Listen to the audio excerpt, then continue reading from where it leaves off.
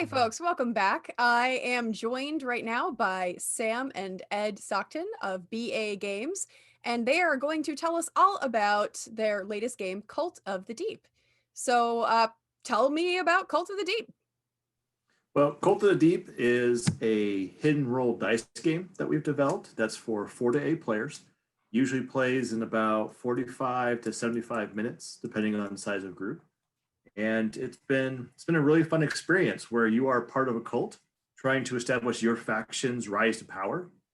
And by doing so, you're fighting over rituals and like control of monsters, trying to jockey position with your faction in order to, take control of the cult. So there's a lot of intrigue, betrayal.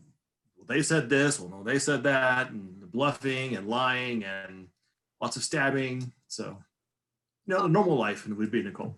Yeah, normal life in a cult. I wouldn't know anything Yeah. about that. Yeah, totally. Oh, wait, probably shouldn't admit to that. Exactly. Oh, so how did you come up with the idea for the game? So my brother and I have been working on games for a while now, but for me, I was reading a book series about modern day monster hunters. And I was reading that they talked about, well, we're going after this cult. And then they started getting a little more into a little bit about the workings of the cult. I'm like, it'd be really cool to be a cultist in like a game. All this intrigue and who's this, who's that, and whatever. And you're fighting over power of who's going to get what. And so that's where it kind of came from. And then kind of spawned to a bigger and bigger idea. And a lot of fun. Yeah, how many cults are there playable within the game? So you're one cult, but you're part of 3 factions. Mhm. So like there's a high priest, and he is trying to figure out who is the corrupted people in the cult, like the Kabbalists and the heretics. And so the faithful are trying to prop him up and keep their power in play. The Kabbalists, however, they want power for themselves, so they want to take out the high priest. And then the heretic just wants to burn the whole place to the ground. So he wants to get rid of everybody. And then whether they're alive or not, it's debatable, but it matters that everyone else is gone. Excellent. So where are you right now in terms of like playtesting and in production? So we've been playtesting, gosh, how long has it been, Ed? It's been over a year and stuff like that. So Over a a lot of year. the play testing for what we want to be in the base game and things like that are actually pretty polished right now. So we've actually gotten a few prototypes printed. We're actually sending those off to some reviewers and stuff right now. So as far along the process, what we want to include is like, hey, this is our game.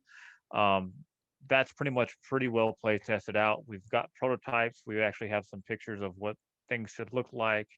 We've done a lot of development as far as sizing of things, and if you can see my background, there's one of the art pieces. A lot of the art is done, and we're hoping to actually get all those prototypes out to reviewers, which we're shipping out this week and next. We're going to launch in Kickstarter here in February, and we're hoping we have some ideas and some things that would need to be play tested if we make some stretch goals and things of that nature. But it's pretty well play tested out and pretty smooth polished. That's I would say. amazing. The art for the game is absolutely gorgeous. Just looking at it and even looking at the rule book that that you sent me earlier, just stunning, beautiful, beautiful design. Just Oh yeah. gorgeous. Woo. Are you the artist? Someone said I'm the art director. Oh, cool. Sam's done all So that. I'll Sam's take all done the credit. No, most of that credit goes to Liam Peters. You can check him out. He is a fantastic artist. He did all of the work that you see in the game itself, and also our graphic designer David Lee, and also Janet Ramos, and Maura Alco. She did the sigils work, and then Chuck Walton was a concept artist. He did some of the creature work. So all these people came together and kind of created this conglomerate of what is called the Deep, and we're very proud of it. I think it looks really good. Yeah, that's amazing. So are these people who are regulars on the team? What's the team like? So the team is basically just Ed and I for the. You're looking at the team. This is the team. This is BA Games right here. But Liam Peters is our main artist. We've had a good relationship. We've been working with him on the game probably for basically artwork's been done about a year now. Actually, we worked with him for the past year. Initial contract started, I think, January, but we were back in November of last year, and then that just recently finished up. And then the other three have been kind of intermittent throughout. And then I would say, yeah, they're awesome to work with. That's So incredible. yeah. So So is Emily, this your first game, 100th game, somewhere in between? so this is our first official game. Um, I've made other games. They were not up to snuff. Let's put it that way, which is a good skill to have. This game is not there yet. It's on the shelf. There's a shelf of things I need to come back to. But this one, we pulled it. I designed it. I worked with Ed pretty closely, and then the biggest part, we showed it to some other people that necessarily were willing to break our hearts, and they actually came out that the game was like, this is actually really interesting. This is actually really good. And so we started doing more and more, and it kind of the following we've been getting has actually been pretty astounding. We're pretty excited about it. That's incredible. So you said you're launching a Kickstarter in February. So I imagine that there's a whole lot of work that you're doing right now in the run up to that, right? Yeah, yes, there is. Ed's been keeping me on track for sure. Someone's got to keep you in line. Yeah, there's a lot of work with just, you wouldn't believe, you this is our first time doing this, right? First time published or trying to publish a game design. And so you see these Kickstarters, you're like, I could do that. It can't be that bad. Or I could do this, right? It's like when you first try to design a game, you're like, I could do that. And then you're like, oh man, that didn't work out. That wasn't good. It wasn't good, right? So you came with something. So, and then luckily we've done a lot of research and things like that. But yeah, there's so many different pieces that you have moving between contacting manufacturers, talking about shipping, looking at fulfillment, getting things on Kickstarter, graphic design, getting things up and running, trying to then advertise and promote, then talking to people. There's just a ton to do, and there's never enough time.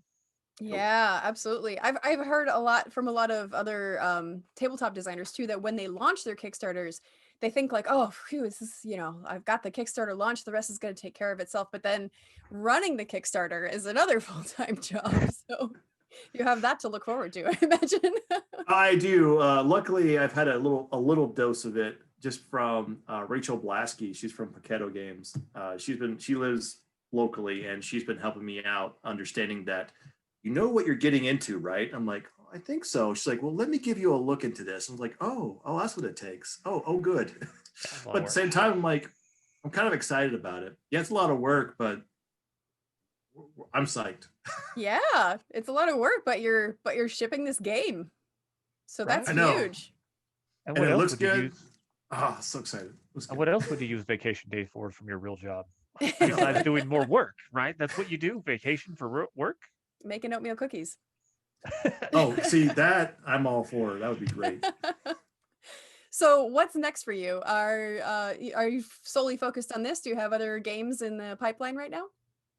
So we got a few game designs we're kind of kicking around. I think two of them have made it to the next stage that we're kind of looking at.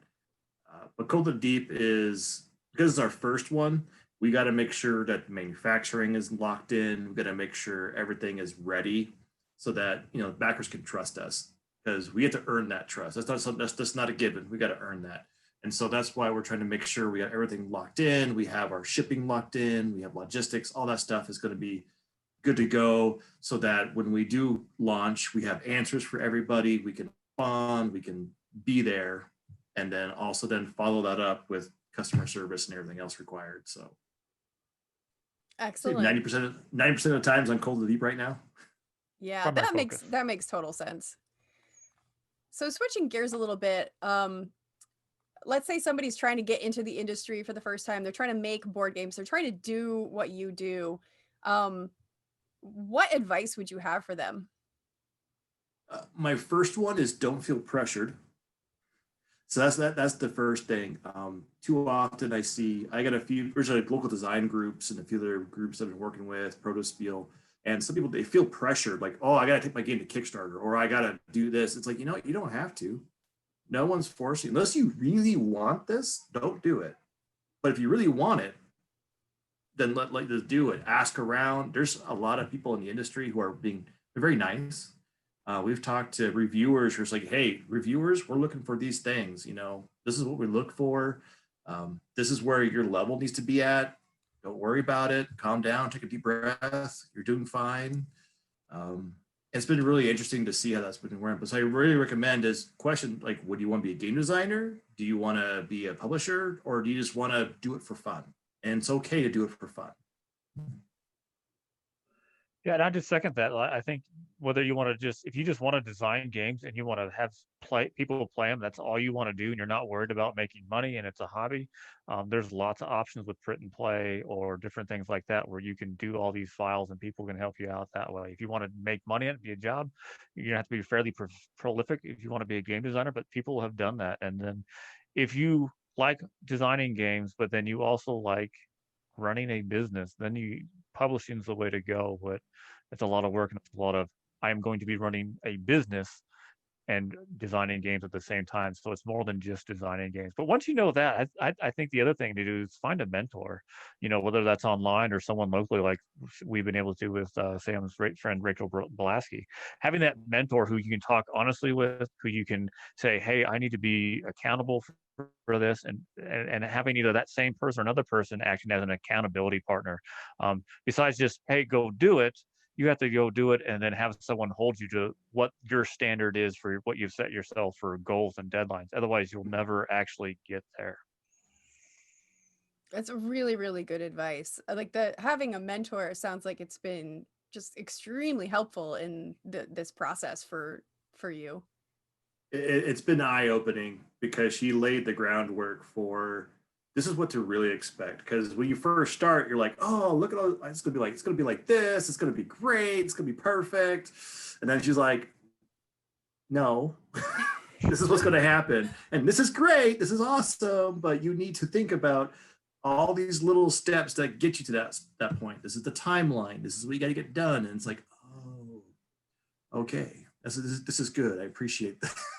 Yeah, absolutely. So where can people find out more about Cult of the Deep and BA games in general? So a few places you can check it out. Our main kind of focus is in two spots. Is first our website, which is at bagamesco.com.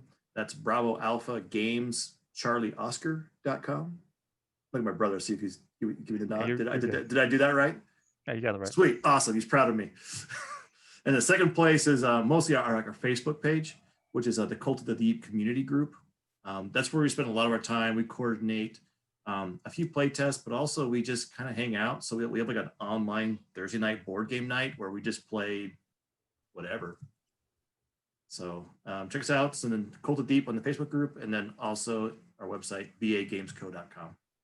Excellent. Well, Sam and Ed, thank you so much for joining me. I love the fact that this is a family affair also.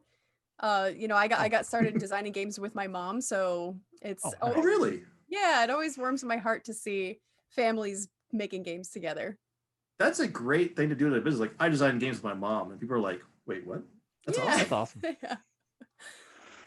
Excellent. Well, thanks so much for joining me, and people can check out BA Games at the Boston Fig Fest and meet you and chat more about Cult of the Deep, and hopefully even be able to play.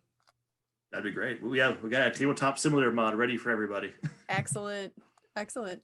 Well, thanks again. Thank you.